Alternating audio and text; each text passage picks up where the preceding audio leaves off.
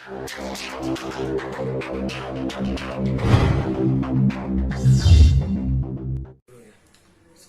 علیکم. اعوذ باللہ من الشیطان الرجیم. بسم اللہ الرحمن الرحیم. وما كان الناس الا امة واحدة فاختلفوا ولولا كلمة سبقت من ربك لقضي بينهم فيما فيه يختلفون. سورہ یونس سورہ نمبر 9 اس کی آیت نمبر 19. اور اس کا موضوع یہ ہے کہ فطرت میں اختلاف نہیں.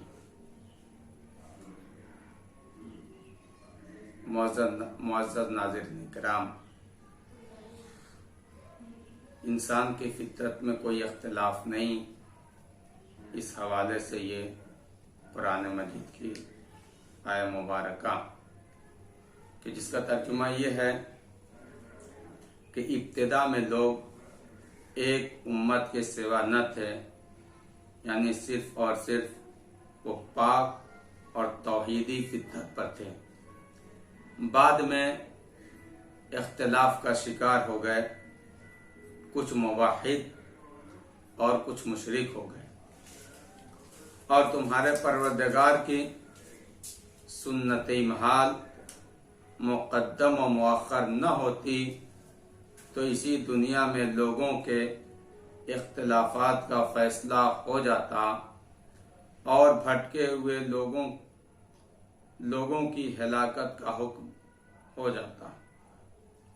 اس آیت مبارکہ سے جس بات کی طرف اشارہ کیا جاتا ہے وہ یہ ہے کہ اللہ نے جناب آدم و حوا کو زمین پر بھیجتے وقت فرمایا کہ وَلَكُمْ فِي الْأَرْضِ مُسْتَقَرٌّ وَمَتَاعٌ إِلَىٰ حِينٍ.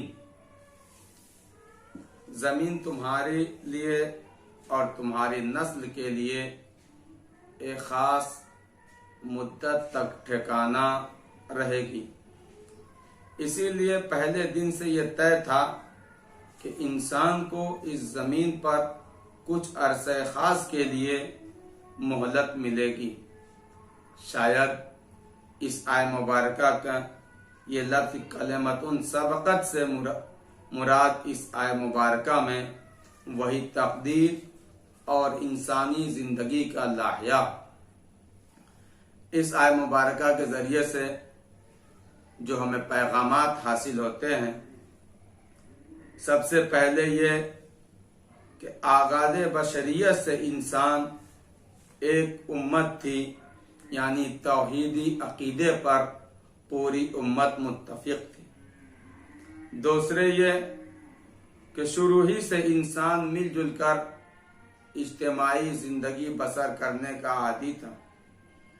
نمبر 3، عقیدہ اور عمل میں اختلاف بشری سماج کا تقاضا ہے.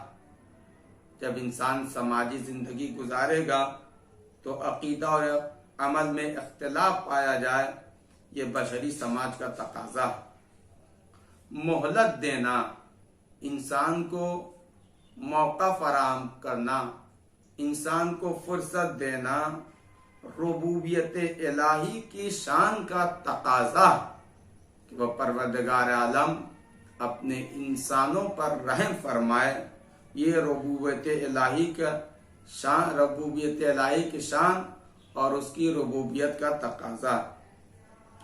نمبر 5، اپنے اختیار سے عمل کو چن لینے کی مہلت دینا الہی سنت ہے، جو اس بات کا ثبوت ہے کہ انسان خود مختار ہے، مجبور نہیں ہے.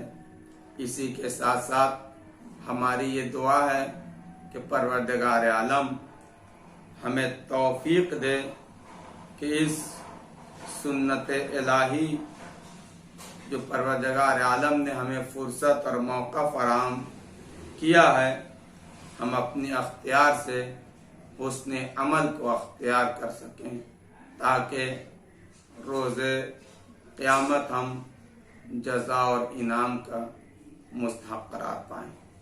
وآخر دعوانا الحمدللہ رب العالمین۔